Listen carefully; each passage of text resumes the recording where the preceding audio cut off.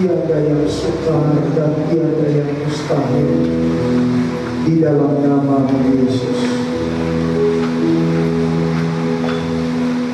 Apapun keadaan kami pagi ini, hari ini, tekanan-tekanan hidup, permasalahan rumah tangga, permasalahan kesehatan, permasalahan ekonomi, permasalahan apapun Tuhan, kami datang ke rumah-Mu Tuhan. Kami datang dan duduk dalam hadirat-Mu siang ini, karena hadirat-Mu sanggup menolong kami, hadirat-Mu sanggup memberkati kami, hadirat-Mu sanggup membebaskan kami.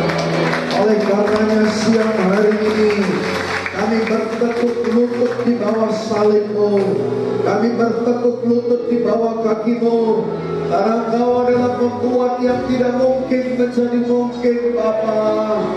Bapa, dalam nama Yesus, semua yang ada di dalam ruangan ini boleh mendapatkan jamahan-Mu. Semua yang ada di dalam ruangan ini boleh mendapatkan berkat-Mu. Semua yang ada di dalam ruangan ini boleh mendapatkan pertolongan-Mu.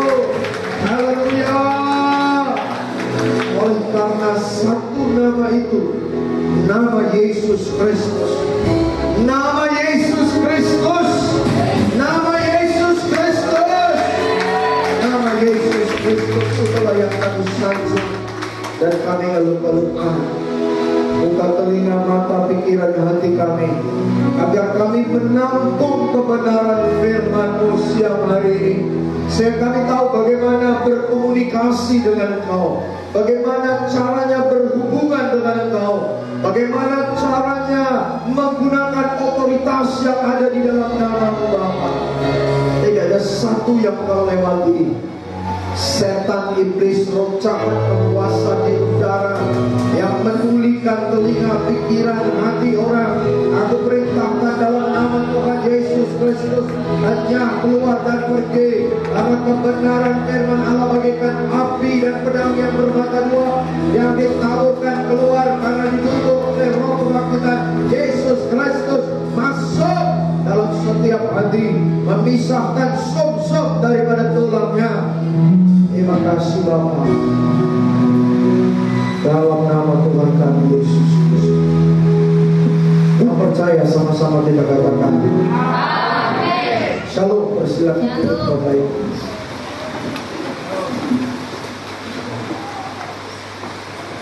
Shalom. Apa kabar semuanya? Pikir kita sudah baik kali memperhatikan diri kita. Dia jauh lebih memperhatikan dirinya daripada kau memperhatikan diri. Dan sungguh menasihkan, jangan karena hal-hal kecil, karena permasalahan ekonomi, karena permasalahan-permasalahan yang faktor-faktor lain, membuat kita sampai terucap kata-kata Tuhan itu kok gak adil. Bapak Ibu bersama dengan saya, hindarilah kata-kata yang tidak perlu diucapkan itu, karena memang Dia adil dan seadil-adilnya. Tidak ada yang pernah adil seperti Dia, dan tidak akan pernah yang adil ada seperti Dia di bumi ini. Oleh karenanya engkau adalah orang-orang yang paling berbahagia. Engkau adalah manusia yang paling beruntung di permukaan bumi ini, karena pembela-Mu yang agung, Yesus Kristus itu. Engkau tidak berperang sendiri. Engkau tidak menghadapi hidup ini seorang diri. Tantangan-tantangan hidup, kebutuhan-kebutuhan hidup yang kita hadapi, kita tidak sendiri saudaraku. Karena barang siapa yang ada di dalam Kristus, dia adalah ciptaan yang baru. Artinya apa Bapak Ibu yang terhormat? Orang-orang yang sudah dibasuh dengan darah anak domba adalah orang-orang yang memancarkan kemuliaan Kristus. Dan ketika Bapa di sorga menoleh ke bumi, yang melihat kemuliaan Kristus, yang terpancar daripada pribadimu. Itu sebabnya jikalau sekalian kita menoleh dan melihat hidup kita, siapa kita 10 tahun yang lalu, siapa kita hari ini, bukankah Tuhan telah memberkati dan mengangkat hidup kita? Haleluya. Salam kiri kanan, katakan jangan pernah lupa akan kebaikan Tuhan. Amin Bapak Ibu. Jangan pernah lupa akan kebaikan Tuhan. Haleluya. Haleluya. Ini tadi lagu pertama, lagunya apa? Banyak sekali kata-kata yang luar biasa di sini. Lagu itu banyak. Boleh gak nyanyi satu kali lagi? Boleh kan? Tolong dulu. Duduk aja Bapak, santai saja. Santai saja duduk. Tapi nikmati. Bapak itu jangan cuma nyanyi. Kata demi kata perlu kita mengerti apa yang dinyanyikan itu.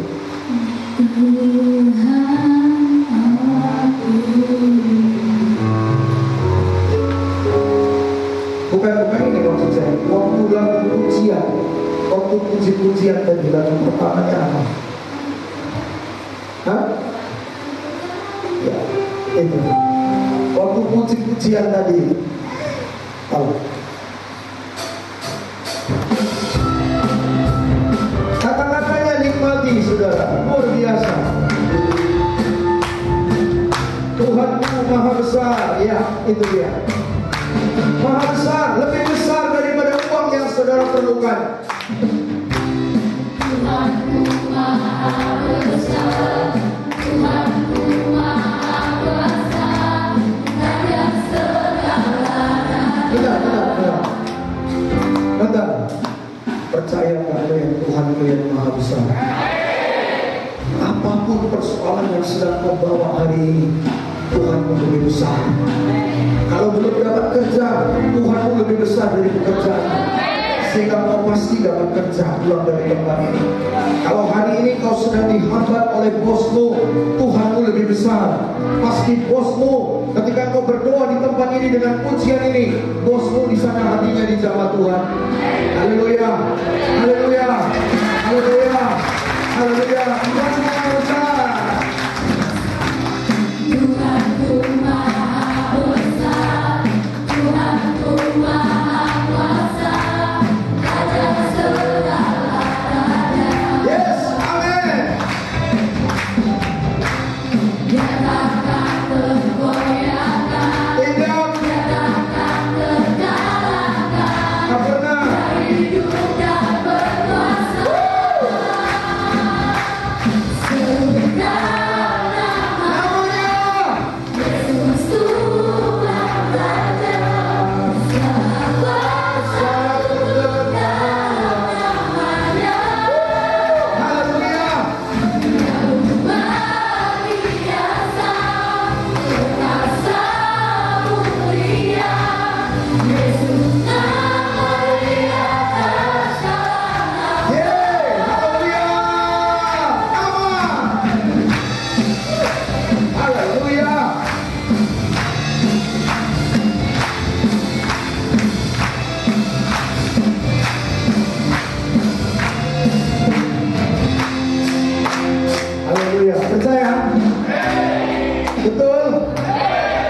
Lagi ada persoalan, nanti waktu ada tantangan, serukan namanya. Jangan diam-diam. Kok gini ya, lakiku kok belum pulang-pulang ya. Aduh. Jangan lagi. Lakiku belum pulang. Dalam nama Yesus, Togar, pulang ke Togar. Dalam nama Yesus, Ojak, pulang ke Ojak. Halo, ada orang di sini. Haleluya. Nama Yesus itu tidak pernah terkalahkan. Nama Yesus tidak pernah tergoyahkan. Dia pemenang. Dia memang menang. Oleh karenanya dia duduk di sebelah kanan Allah Bapa kita di surga. Siang dan malam bersyafaat bagimu dan bagiku. Jangan pernah kalah karena gak ada kerjaan. Jangan pernah kalah karena gak punya ongkos datang gereja. Datang melangkah dengan iman. Haleluya. Kalau begitu aku mau bicara tentang doa sekali lagi. Dengar baik-baik. Ini ayat di pujian ini menginspirasikan saya. Bapak Ibu, simak dan dengar baik-baik. Jika kau mendengarkan kebenaran, kebenaran itu yang memberkati kau, membuat kau berhasil dan beruntung dalam segala jalan. Nama Yesus. Saudara-saudara, kenapa pentingnya kita berdoa? Kenapa kita harus berdoa? Doa merupakan senjata yang paling ampuh yang ditinggalkan oleh Tuhan Yesus bagi semua orang-orang percaya. Tidak usah dicatat ayat ini. Yohanes 17, sebelum dia terangkat ke surga, beberapa topik doa dinaikkan oleh Tuhan Yesus. Satu di antaranya, dia menyerahkan setiap orang percaya yang akan lahir di bumi sampai dunia ini akan berakhir. Di antara sekian pokok-pokok doa yang dia naikkan, dia berdoa untuk persatuan orang-orang percaya. Orang Kristen itu hancur karena tidak bersatu, saudara. Orang Kristen itu digoyangkan karena tidak bersatu. Kenapa? Merek gereja. Jadi tidak ada persatuan. Sobat, ingat, kalau kau punya Yesus, kau adalah saudara. Amin, saudara. Jadi ya, oh ini bukan gereja gigi, aku gak mau masuk. Di sorga tidak ada gereja gigi. Yang ada siapa yang punya Yesus, dia yang bisa masuk. Tidak ada nama gereja di sorga. Tuhan Yesus ada di sana. Malaikat-malaikat bertanya, ada Yesus, masuk. Gak ada Yesus, jalan terus. Ini yang memecah belah posisi orang Kristen hari ini, sehingga orang Kristen dikalahkan. Bukan Yesusnya yang kalah, orang Kristennya yang kalah. Bapak Ibu yang terhormat, doa itu penting. Saya pernah khotbah di sini, kenapa kita harus berdoa? Ingat kan? Saya pernah khotbah itu. Saya bilang kenapa berdoa? Karena orang yang tidak berdoa jadi apa? Jadi bingung. Orang yang tidak berdoa jadi apa? Jadi bodoh. Orang yang tidak berdoa pikirannya kacau. Orang yang tidak berdoa jadi apa? Atmosfer, suasana rumahnya mencekam. Ya, pernah pergi rumah orang, suasananya aja gak nyaman kita. Masuk rumah aja mau bertengkar aja dalam rumah itu. Atmosfernya tidak baik, saudara. Bagaimana saudara bisa mengalahkan ini semua? Suami istri gak pernah tentram, gak pernah tenang. Hanya dengan doa, saudaraku. Hanya dengan doa. Doa adalah kekuatan yang mampu menghancurkan yang tidak mungkin menjadi mungkin. Ketika engkau berdoa, Bapak Ibu, engkau angkat tangan. Ketika engkau berdoa, Tuhan turun tangan untuk persoalanmu, saudaraku. Dia bergerak untuk engkau dan untuk aku. Oleh karenanya, biasakan, budidayakan yang namanya doa. Gunakan nama Yesus. Jangan mulut ini digunakan untuk sia-sia. Nama Yesus, nama yang tidak pernah terkalahkan, nama yang tidak pernah tergoyahkan. Kalau ada persoalan, ada kebutuhan, ada tantangan, ada masalah, sebut nama Yesus, sebut nama Yesus, sebut nama Yesus Kristus, sebut nama Yesus Kristus. Jangan mengeluh, jangan menyerah. Jangan saudara ucapkan kata-kata yang tidak baik. Oleh karenanya, mari kita mulai membaca dari Yohanes 16 ayat 23. Kita mulai bertolak dari tempat ini. Tema kebenaran firman Tuhan pagi ini adalah 5 teori atau 5 cara yang sukses untuk orang berdoa. 5 langkah sukses orang berdoa. Lihat saya dan perhatikan, catat ya. Ayat 23, demikian bunyi firman Tuhan. Dan pada hari itu Kamu tidak akan menanyakan apa-apa kepadaku. Kamu itu huruf besar, artinya Yesus di situ. Oke? Tidak akan menanyakan apa-apa kepada Yesus. Aku berkata, di situ huruf besar kembali sekali lagi. Yesus berkata, kepadamu manusia, sesungguhnya segala sesuatu, garis bawahi kata segala sesuatu. Segala sesuatu yang kamu minta kepada Bapa akan diberikannya kepadamu dalam namaku. Di sini ada beberapa hal yang penting, Bapak Ibu.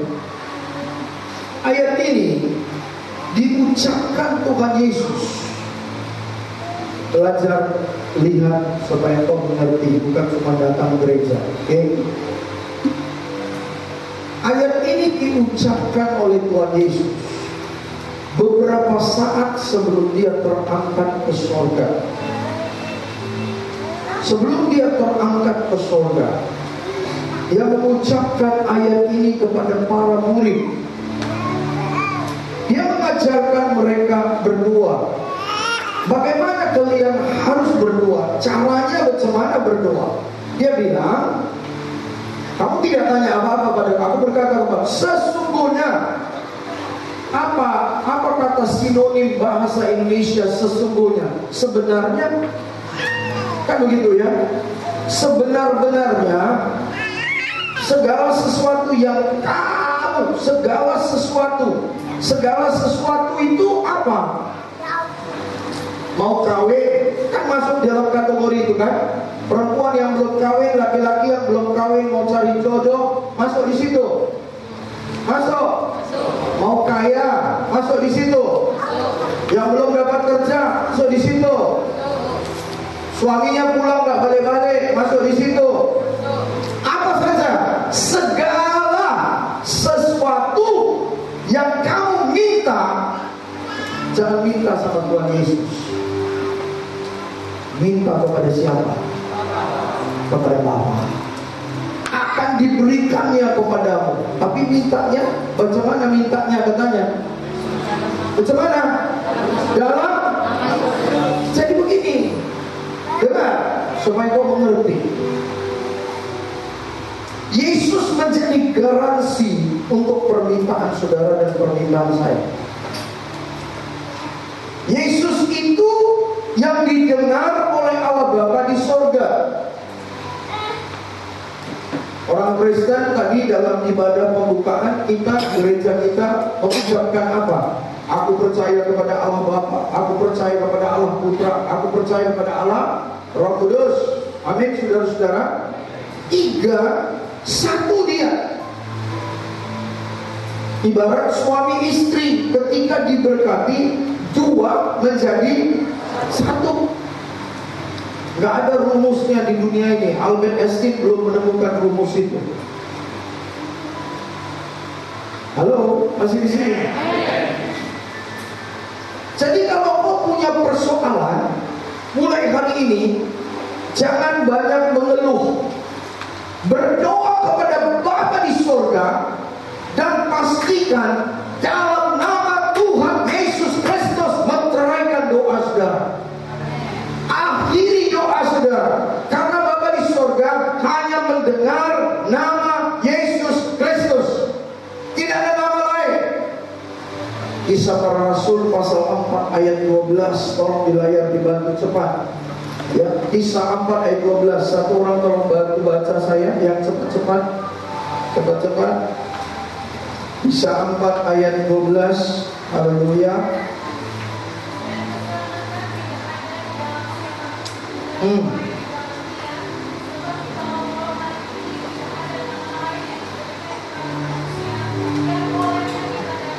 Terima kasih, haleluya. Tidak ada nama lain kawan. Teriak-teriak engkau 10 kali, tidak ada lagi nama lain. Bapak Ibu bersama dengan saya, ini membuat saudara seharusnya begitu mempunyai keyakinan yang kuat, yang teguh, yang kokoh. Dengar dulu aku baik-baik. Dengar dulu. Jangan bilang begini, aku miskin Pak, aku tidak sekolah Pak, aku bodoh Pak, aku datang dari kampung Pak, aku orangnya jelek Pak. Kawan dengar, Aku gak peduli kau jelek, kau cantik, kau kaya, kau miskin, tapi kau adalah orang-orang yang telah ditebus dengan darah Yesus. Tuhan Yesus tidak peduli kau kaya, kau miskin, kau bodoh, kau cantik, kau jelek, tapi engkau adalah orang yang telah ditebus dengan darah Yesus Kristus.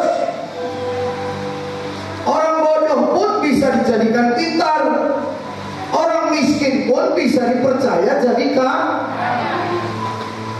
Persoalannya sejauh mana mau bergaul dengan nama Yesus Kristus. Sedangkan apa kau dengan Yesus Kristus sehingga menarik perhatian Bapa di surga, membuat engkau menjadi orang kepercayaannya di bumi ini. Kawan, dengarkan aku bicara pagi ini baik-baik kalau kau mau menjadi berhasil dan beruntung. Pasang telingamu, pikiranmu matang, jangan bagaimana.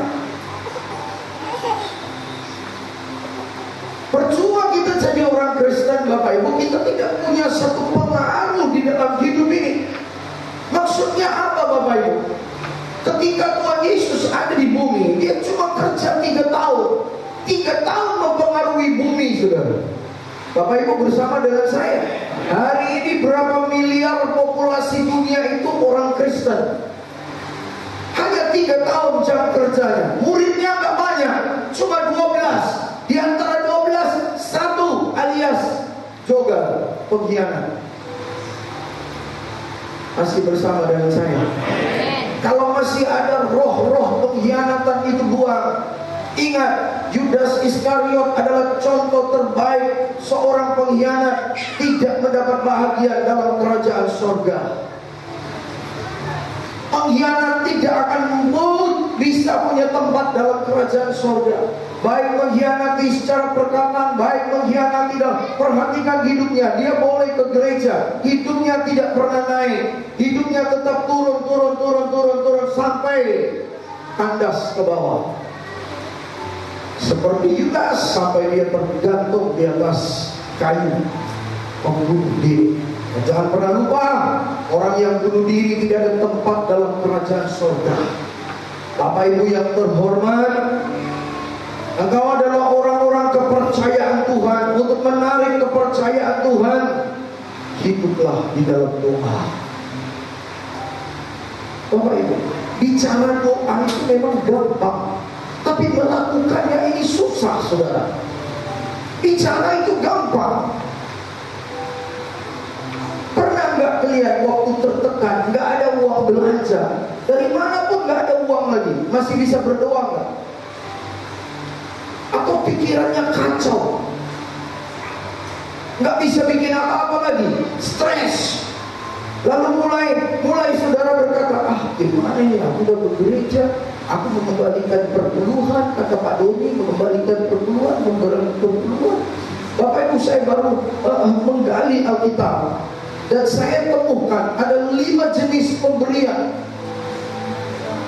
Saya temukan ada 5 jenis pemberian di dalam Alkitab. Satu hari saya akan sampaikan kepada saudara. Hanya perpuluhan ini adalah sesuatu yang menjadi kewajiban orang-orang percaya.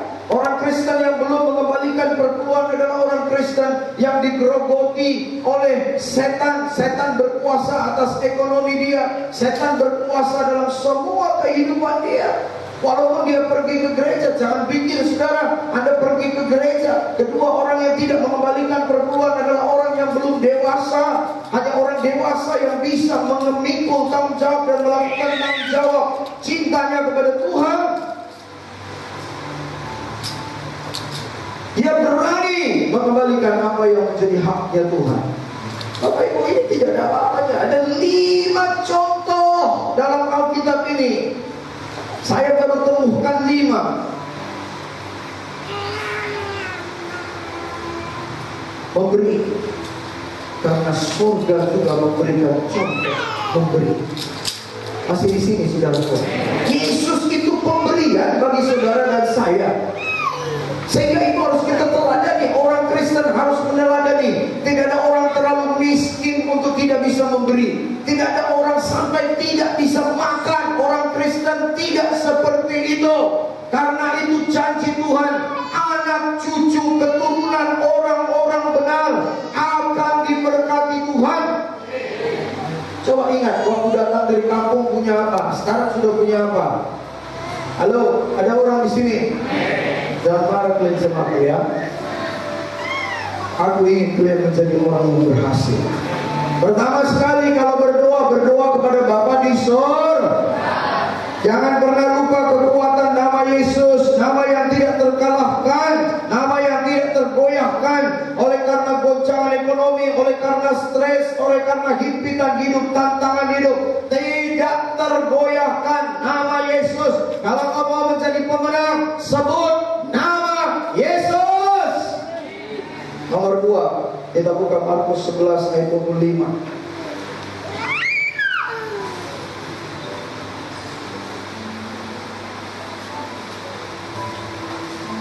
Markus pasal 11 ayat 25.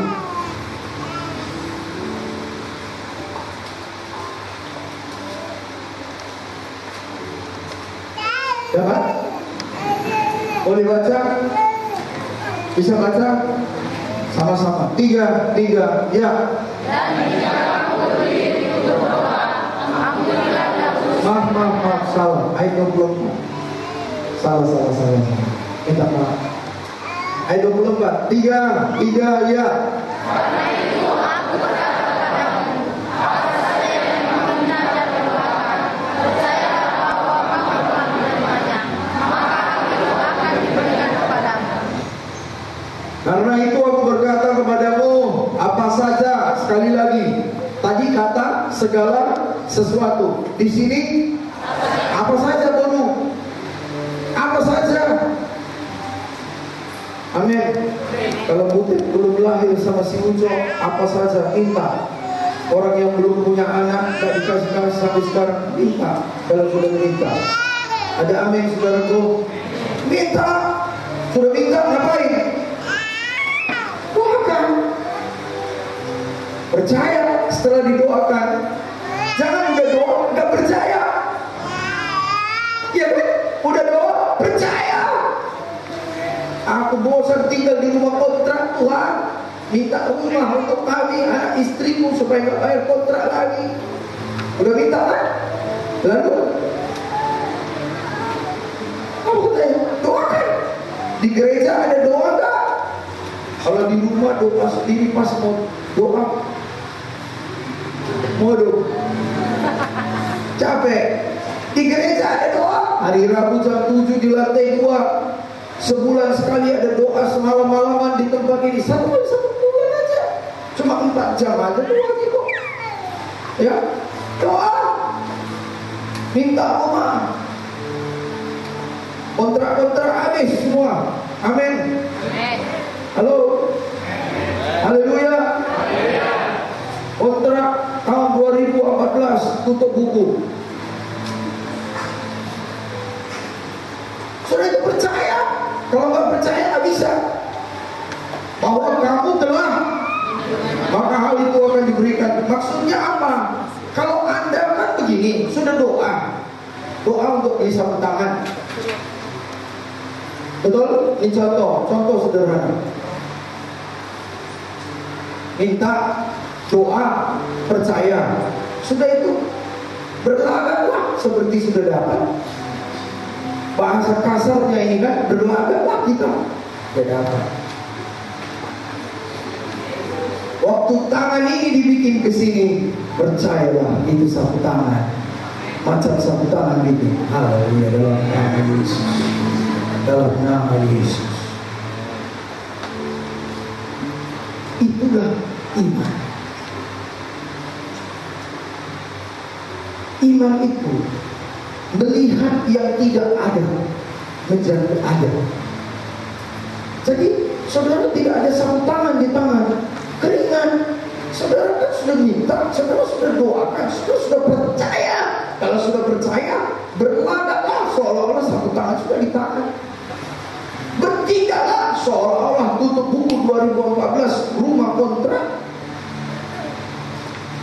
Aku akan bangun rumah kontrakan lagi, bukan kontrak lagi, tapi aku bangun rumah kontrakan. Ayah harunya boleh seperti itu. Iman nomor 2. Kalau berdoa harus ada iman. Saya sudah bolak-balik tertarik mempelajari satu bangsa, yaitu bangsa Israel. Lihat saya dan perhatikan cukup benar. Bangsa Israel adalah satu bangsa yang dijajah dari zaman ke zaman. Saya telusuri, Bapak Ibu, seluruh perjalanan mulai dari Mesir sampai kepada tanah perjanjian. Tidak ada satu jalan yang saya belum lewat di sini. Kalau kita perhatikan, Bapak Ibu yang terhormat, ini tidak mungkin menjadi satu bangsa. Oleh karenanya Perdana Menteri Benjamin Netanyahu, dia bilang, it cannot become a nation if God's hand is not on the nation. Artinya begini, ini bangsa tidak akan pernah menjadi satu bangsa yang merdeka kalau bukan tangan Allah campur tangan kepada bangsa ini.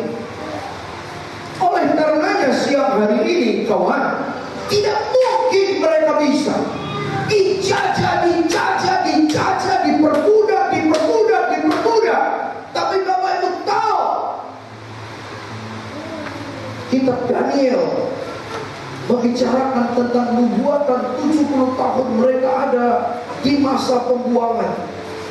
Mulai daripada Raja Nebukadnezar, terus 4 raja berikut, 70 tahun.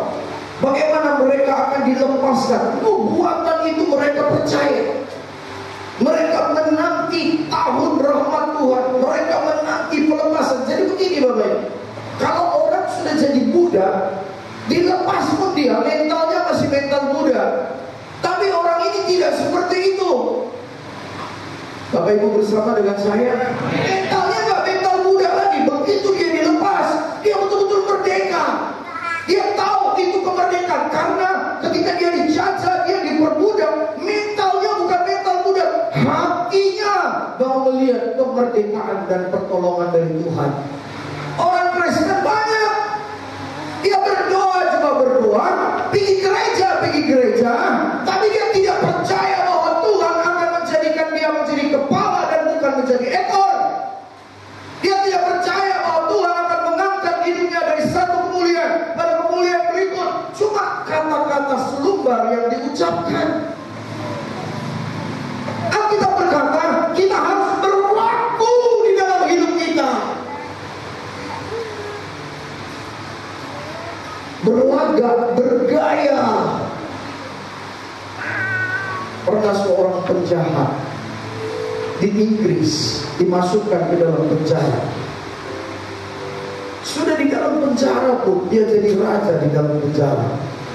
Jadi polisi panggil dia, polisi panggil, pukul dia. Sudah pukul, polisi tanya, kau kok panggalan kali kamu? Siapa kau sebenarnya?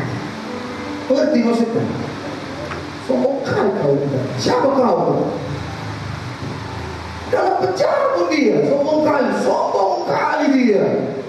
Tahu saudara moto hidupnya apa? Dia bilang, think like a king, talk like a king, act like a king, eat like a king. Ini moto hidupnya. Mengerti apa maksudnya? Berpikirlah seperti seorang raja, berkata-katalah seperti seorang raja, makanlah seperti seorang raja makan, berjalanlah seperti seorang raja berjalan. Bapak Ibu yang terhormat, metode dan konsep ini, dia di penjara pun ini sudah budidaya di dalam hidup dia. Dia nggak jalan kayak gembel. Nanti kalau ada uang di dompet banyak-banyak, ayah, nggak begitu. Nanti kalau udah nggak ada uang, olah. Jadi sombong dia tergantung tebal tipisnya dompet. Ada orang gitu juga kan? Kalau tebal dompetnya, lihat orang sebelah mata nggak mau dia. Tapi kalau udah nggak ada uang, dia gembel, lebih dari gembel dia. Bapak Ibu, engkau adalah pemenang. Ada duit, tidak ada duit, pemenang itu ada di dalam engkau. Engkau tidak ditentukan. Kawan, aku pakai jas. Satu bulan naik pesawat berapa kali nggak tahu aku naik pesawat. Bulan 5 ini aku naik pesawat mungkin 5-6 kali lagi nanti. Dari mana duitnya kau tanya? Nggak tahu aku. Nggak ada duit di tangan kantong untuk bayar uang pesawat itu. Kalau mau nggak. Tapi bulan ini semalam dia telepon. Bapak Ibu, kita ada tamu bulan ini dari luar negeri, ya. Nanti tanggal 16, Bapak Ibu, kita ada KKR di sini. KKR besar, seorang hamba Tuhan yang luar biasa dipakai Tuhan. Oke, jangan lupa itu jam 7 malam. Saya tanggal 13 sudah di Medan, tanggal 18 saya tiba di Medan. Tanggal 14 seluruh yang melayani di gereja Gigi. Siapapun saudara malam jam 7 di sini ada pertemuan. Tanggal berapa? 14 malam. Jadi mau belajar datang. Tanggal 15 kami KKR di cabang kita di kota Sidikalang. Tanggal 16 hari apa? Jumat dia khotbah di sini. Hari Sabtu dia pray. Hari Minggu pagi dia khotbah lagi di sini. Pastikan berita ini bawa kemana-mana. Haleluya. Bawa, beritahu kepada orang supaya mau diberkati Tuhan. Haleluya. Saudaraku, Yesus ajaib. Haleluya. Yesus ajaib. Dia luar biasa. Dia tidak pernah terlelah untuk engkau dan untuk aku. Oleh karenanya iman yang membuat bangsa Israel itu bebas. Bapak Ibu ingat, di dalam Alkitab ada seorang perempuan yang bernama Esther. Masih ingat saudaraku? Esther adalah anak gadis yang cantik. Lihat supaya kau mengerti. Tidak punya mama, tidak punya bapak, alias yatim piatu. Dipelihara oleh tulangnya yang bernama Mordekai. Mordekai tulangnya pelihara kasih dia besar. Satu hari terjadi kegoncangan di dalam kerajaan Raja Artasasta. Tidak ada lagi permaisuri di tempat itu. Dicari siapa yang mau jadi permaisuri. Anak saudaranya yang dibesarkannya ini, dia pesan, jangan kasih tahu kau orang Yahudi itu. Karena orang Yahudi dibenci orang semua. Sampai di Indonesia kalau orang pelit dibilang apa? Jauhikan kau. Betul kan? Sama. Orang Yahudi itu bukan pelit. Tahukah semua bank terkenal di dunia itu uangnya di tangan dia. Bapak Ibu yang terhormat, kembali Esther. Satu hari ada seorang tokoh yang membenci bangsa Yahudi yang bernama Haman. Haman adalah keturunan dari garis keturunan satu suku yang namanya bangsa Amalek. Dia ingin membumi hanguskan semua orang Yahudi supaya mati. Tapi dia lupa Tuhan sudah menusukkan seorang perempuan menjadi ratu di dalam kerajaan Tuhan. Ada amin saudara.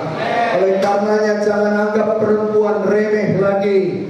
Masih ada di sini. Jangan anggap perempuan rendah. Jangan bilang, anakmu lahir apa?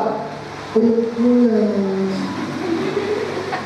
Mertuanya nggak lihat lagi sama perempuan itu. Pergi dia terus katanya pulang kampung. Perempuan seperti apa itu?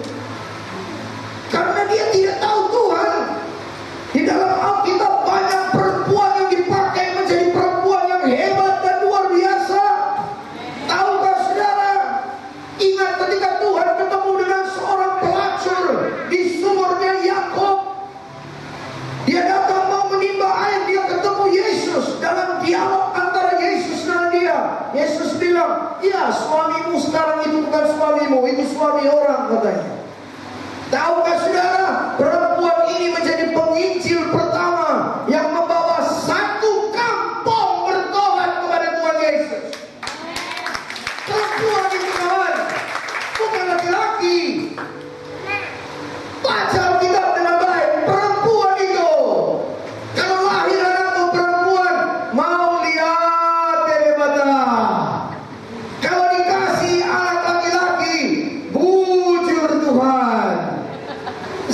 orang di sini? Nggak marah klien sama aku kan? Serius sekali klien lihat ke depan. Haleluya. Haleluya. Haleluya. Ramadara lama syakara labu. Nyanyi satu lagu dulu. Rini, lagu pujian sama Rini. Saya, mari semua.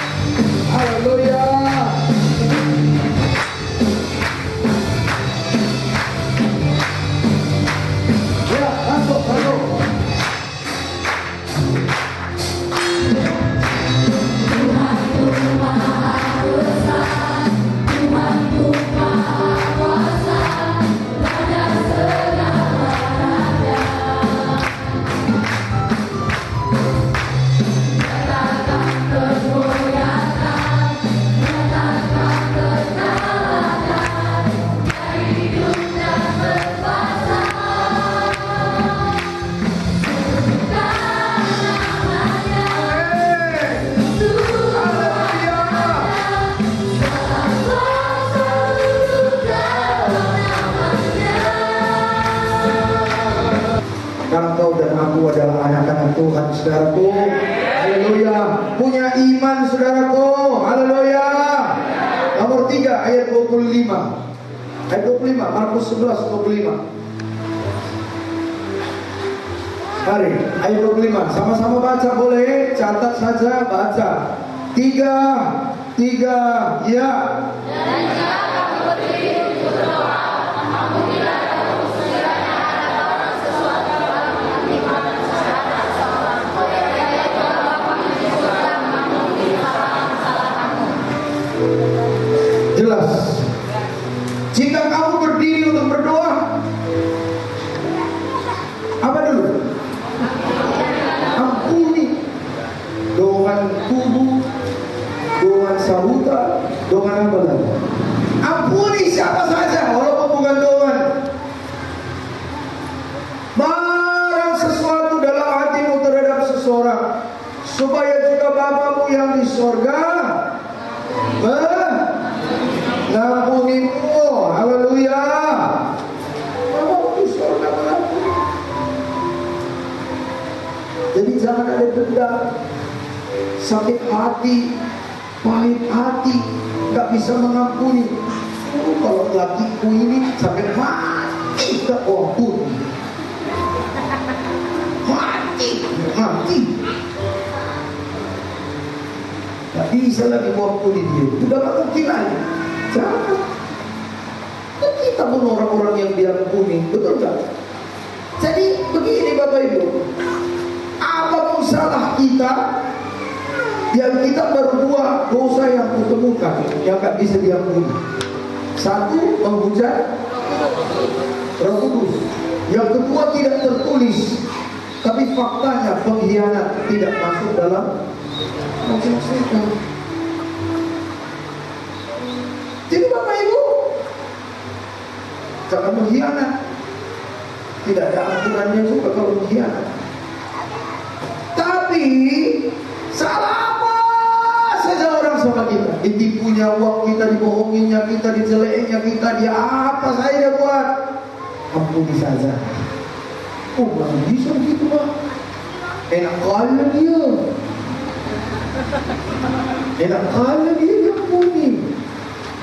melihat kitab Amsal bilang begini, ketika kita mengampuni orang yang bersalah sama kita, bara api, pernah lihat bara api? Taruh di atas kepalanya. Kalau botak kayak aku ada bara api di atas kepala, kayak mana? Coba kalian pikirkan saja lah. Kalau ada rambut oke lah. Kalau botak kayak aku ada api, kalau hujan aja silat-silat tembus langsung. Tapi Bapak Ibu, tahu ketika kau mengampuni orang, katanya bara api kau taruh di atas kepalanya. Kemana pun dia pergi, siang malam pagi sore tidur bangun makan, bara api terus di atas kepalanya. Orang yang ada bara api di atas kepalanya mau jadi apa dia? Mau jadi apa? Seperti persoalan dalam kitab Perjanjian Lama, Kain dan Habel. Masih ingat kan? Ditaruh Tuhan satu tanda dari jidatnya si Kain. Kemana pun pergi dia, gak bisa.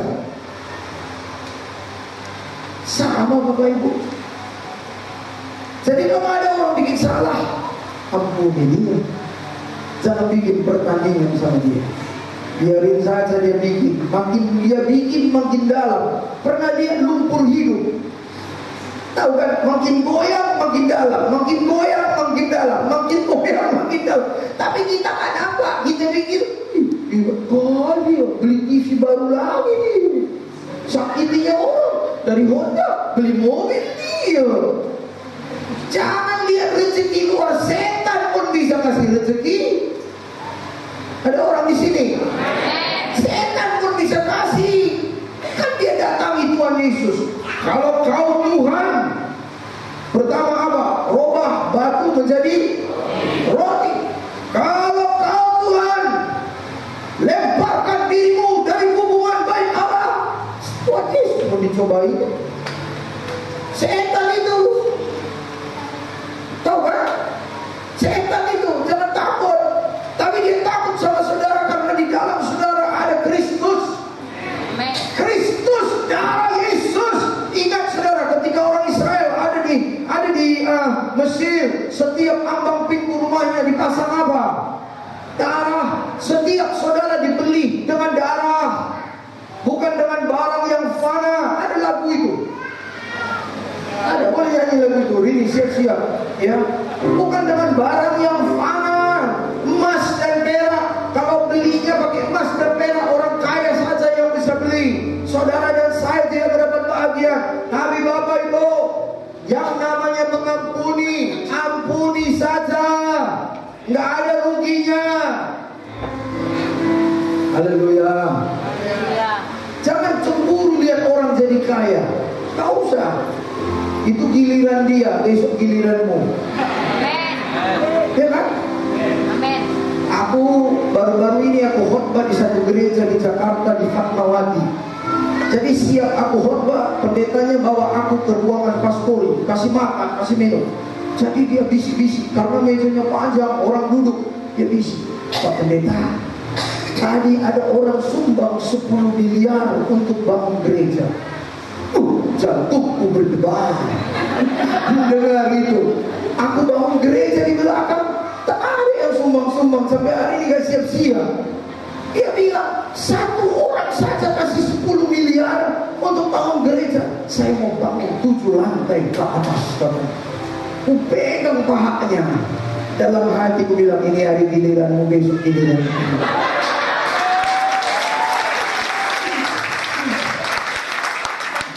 Iya kawan. Bapak Ibu tahu nggak? Ini terus-terus dipanggil-panggil terus apa? Saya tanggal 13 harus kembali ke Medan karena ada tamu kita di sini. Jadi ku anggap sudahlah selesai khotbah di Jakarta tanggal 12, 11 siap pula. Semalam saya terima telepon, Pak, televisi mau mewawancarai Bapak, katanya. Takut saya. Bapak harus hadir tanggal 17 di ibu kota Jakarta. Kami mau wawancara sama Bapak. Bapak khotbah di televisi. Berarti seluruh Indonesia bisa dengar. Jadi pikir tanggal 13 pulang, tanggal 18 kita acara, 15, 16, 17 pagi jam 8 saya harus berangkat lagi Jakarta, jam 2 wawancara.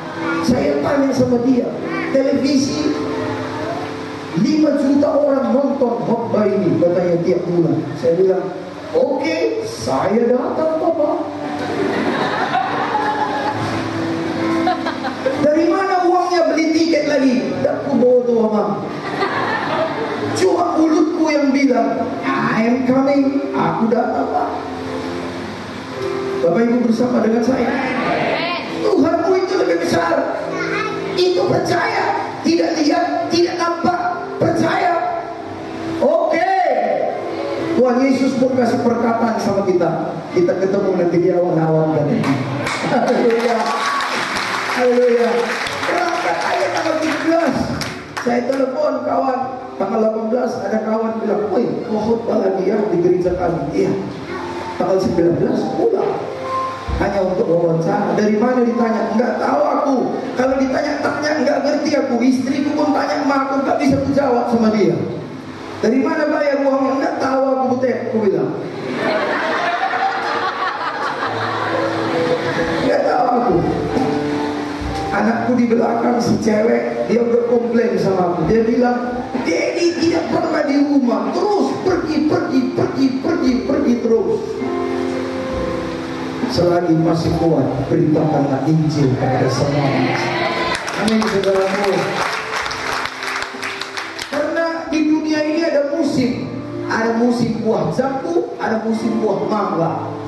Jadi kalau musimnya telah selesai, duduk-duduk saja nanti. Amin kawan. Amin. Jadi jangan pernah dendam, jangan pernah sakit hati, jangan menyimpan sakit hati, jangan dibawa mati sakit hati. Kasihan. Rugi yang ada, mengampuni yang ada cuma untung. Boleh nyanyi lagu ini ya? Boleh, ini tolong. Bukan dengan barang yang sama, kita udah ampuni terus. Udah lama kali ya khotbah ya? Bukan dengan barang mana, Kau membayar dosaku. Dengan darah yang mahal dan tinggalkan darah hidupku yang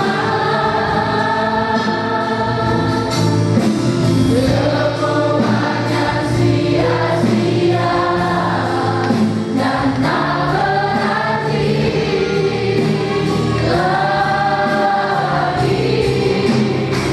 Hidup ini ku letakkan pada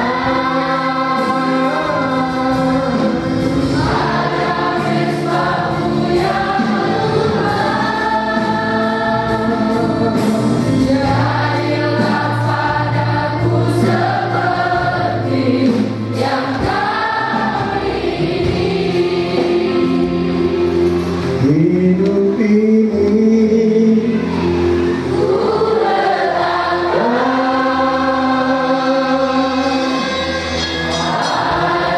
mesbahmu yang jadilah padaku seperti yang kali ini. Bapak Ibu, nomor 4 kita baca di dalam kitab Yudas pasal 1 ayat yang ke-19 dan 20.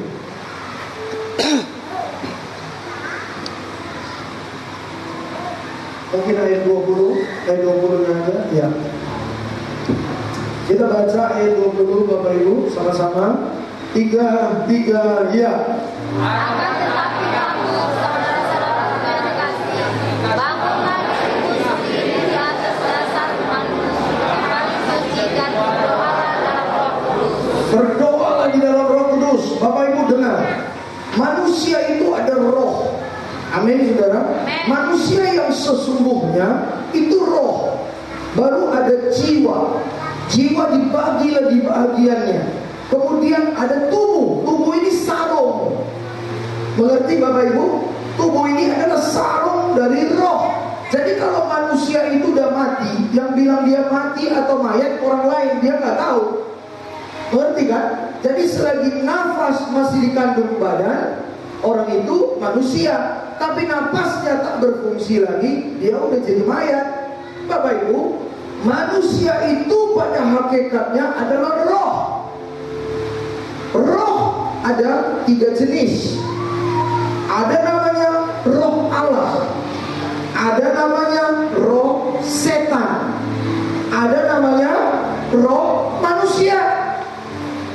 Jadi roh manusia ini yang suka lemah. Bagaimana supaya roh saudara itu bangun, kuat menghadapi hidup ini? Berdoalah di dalam roh Tuhan. Banyaklah berdoa di dalam Roh Kudus. Bagi saudara yang belum mendapatkan baptisan Roh Kudus, berdoa dan minta kepada Tuhan pencipta langit dan bumi. Karena Tuhan Yesus dalam pasal 17 Yohanes dia bilang, aku akan mencurahkan rohku ke atas kamu. Roh Allah yang ada di atas tubuh Yesus, roh yang sama yang melayang-layang di dalam kitab Kejadian pasal pertama di permukaan bumi, roh yang sama kapasitasnya ditumpahkan oleh Roh Kudus kepada setiap orang percaya. Ada amin saudaraku. Ketika engkau berdoa di dalam Roh Kudus, rohmu bangun dan bangkit.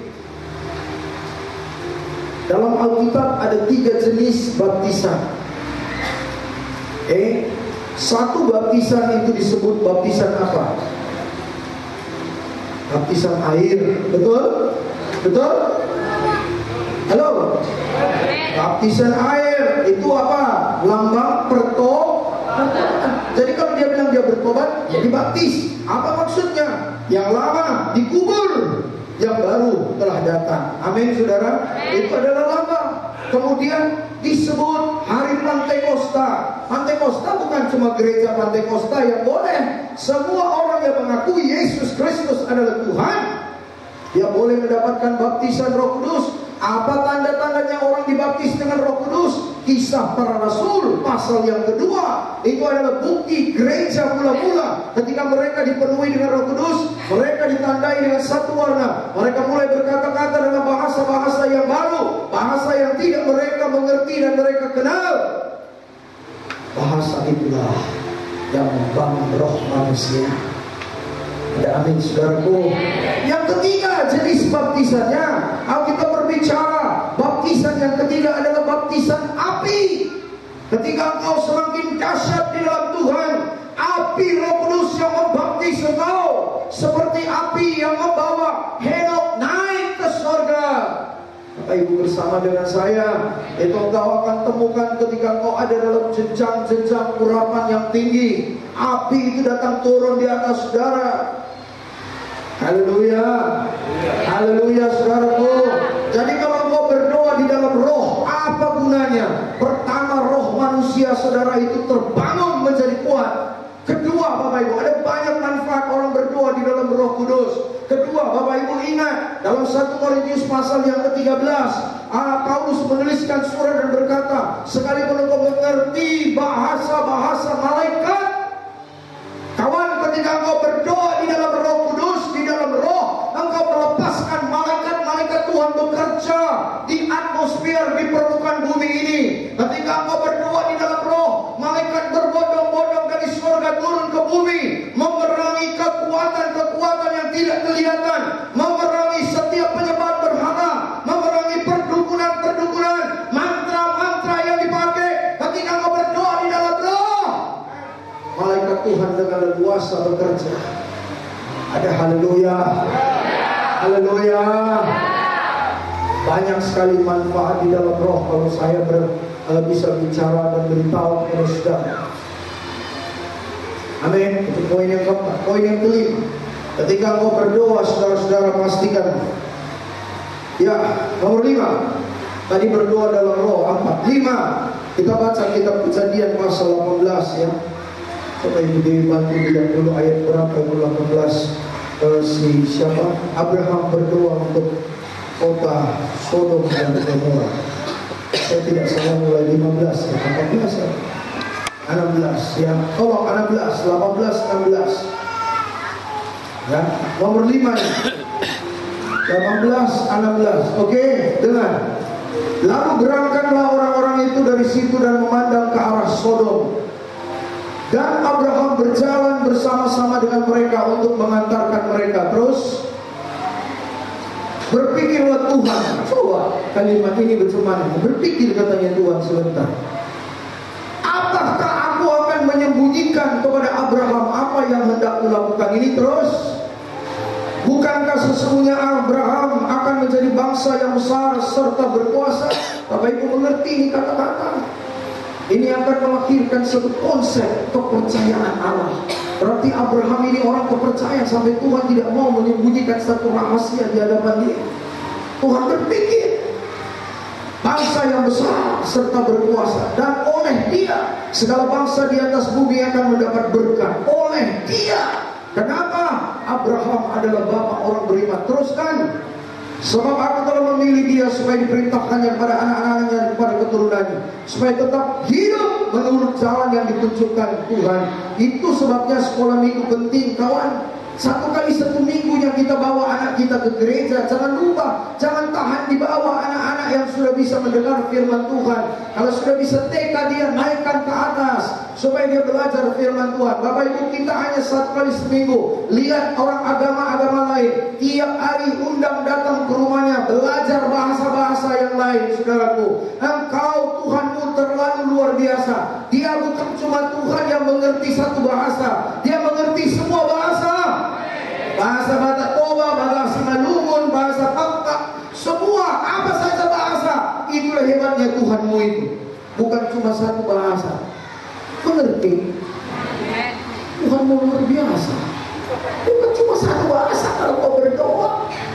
Tulisan dari kiri ke kanan. Tapi dia semua bahasa dia bisa. Lalu ajarkan anakmu dari kecil, kawan, ya, dengan melakukan kebenaran dan keadilan, dan supaya Tuhan memenuhi kepada Abraham apa yang dijanjikannya kepadanya. Terus, sesudah itu berfirman Tuhan, sesungguhnya banyak keluh kesah orang tentang Sodom dan Gomora, dan sesungguhnya sangat berat dosanya. Terus, baiklah aku turun untuk melihat apakah benar-benar mereka telah berkelakuan keluh kesah orang yang telah sampai kepadaku atau tidak. Aku tidak mengetahuinya. Terus, lalu berpalinglah orang dari situ dan berjalan ke Sodom. Tapi Abraham masih tetap berdiri di hadapan Tuhan. Ini dia, Abraham berdiri di hadapan Tuhan. Dia bukan dengar cerita ini. Di butuh burung nasi lain tuh. Enggak gitu dia berdiri di hadapan Tuhan. Terus Abraham datang mendekat dan berkata, apakah engkau akan melenyapkan orang benar bersama-sama dengan orang fasik?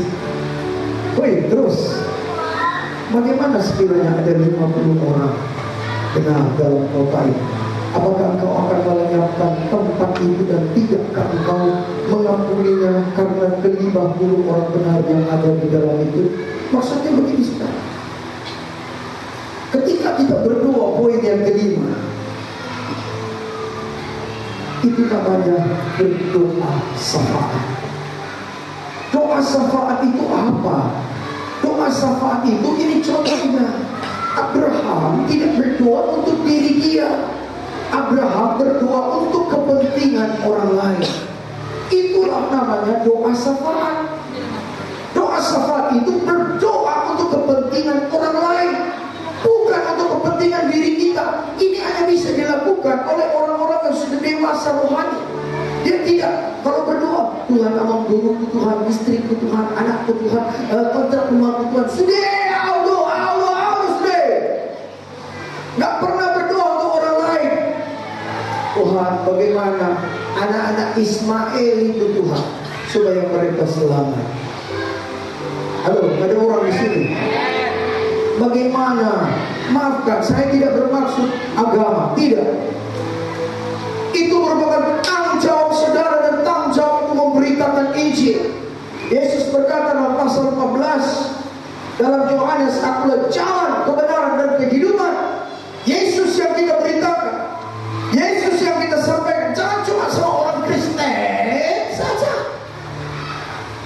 sama orang yang bukan Kristen. Ya Pak, dia udah punya agama. Kita bukan memberitakan agama, kita memberitahu pribadi Yesus Kristus. menuliskan surat, doakan aku katanya kepada jemaat-jemaat di Filipi, supaya aku diberikan Tuhan keberanian untuk membuka mulutku memberitahukan Yesus kepada orang lain. Haleluya. Itu tanggung jawab saudara. Abraham berdoa, Tuhan, apakah 50 orang yang ada di sana akan kau samakan dengan orang fasik? Tuhan bilang tidak mungkin. Satu orang saja ada orang benar, tidak memusnahkan Sodom Gomora. Bapak Ibu ingat kisah Nabi Nuh. Semua orang di bumi hanguskan Tuhan, termasuk hewan. Hanya Nabi Nuh, anak-anaknya dan menantunya diselamatkan Tuhan dalam bahaya. Di tengah-tengah dunia yang bengkok hari ini, saudara, jangan kau terlelap dengan tidurmu. Jangan engkau tenggelam dengan dosamu. Bapak Ibu, bangunlah tengah malam, bangunlah awal pagi. Berdoalah untuk orang lain. Berdoalah untuk saudara-saudaramu. Berdoalah untuk bangsa ini yang semakin tidak jelas. Apalagi kita menghadapi pemilihan presiden, saudara-saudara. Kita berdoa hari-hari ini, saudaraku. Orang-orang Kristen bangun dan bangkit. Setiap calon-calon yang ada di dunia politik, pemerintahan, kita doakan supaya lebih banyak lagi orang-orang Kristen bangkit dan maju. Kita dorong, kita dukung mereka, kita doakan mereka. Tahukah saudara, begitu banyaknya orang ingin memutarbalikkan bangsa ini supaya kekristenan dimusnahkan di permukaan bangsa Indonesia ini. Oleh karenanya, saudara-saudara, mari kita doakan supaya banyak orang duduk di DPR RI, saudaraku. Begitu juga saudara-saudara, ada beberapa hukum-hukum yang dibuat supaya gereja tidak bisa dibangun, gereja tidak bisa diperluas. Saya selalu berkata, bangun rumah pelacur lebih gampang di bangsa ini daripada membangun rumah Tuhan, saudaraku. Oleh karenanya ini saatnya orang Kristen bangun dari tidurmu. Sadarlah kau, jangan kau dibutakan hanya kepentingan duit sementara, tetapi mari kita mulai bersamaan untuk bangsa ini. Kita mulai peduli dengan kekristenan yang ada di bangsa ini. Melihat di kiri dan di kanan, di muka dan di belakang. Orang lain mulai melihat, oh, rumah kos aja tidak boleh untuk orang lain, hanya untuk orang yang memasang kain di atas kepalanya. Mari Bapak Ibu, jangan karena kita perlu duit jual tanah. Siapa mau beli, belilah. Nggak diperiksa siapa yang beli. Besok lusa tanah saudara dipakai menjadi rumah ibadah yang tidak berkenan kepada Tuhan. Hati-hati dengan apa yang kau sudah lakukan, Bapak Ibu. Haleluya. Tuhan memberkati saudara. Haleluya. Haleluya. Terima kasih. Mari kita masuk dalam perjamuan kudus.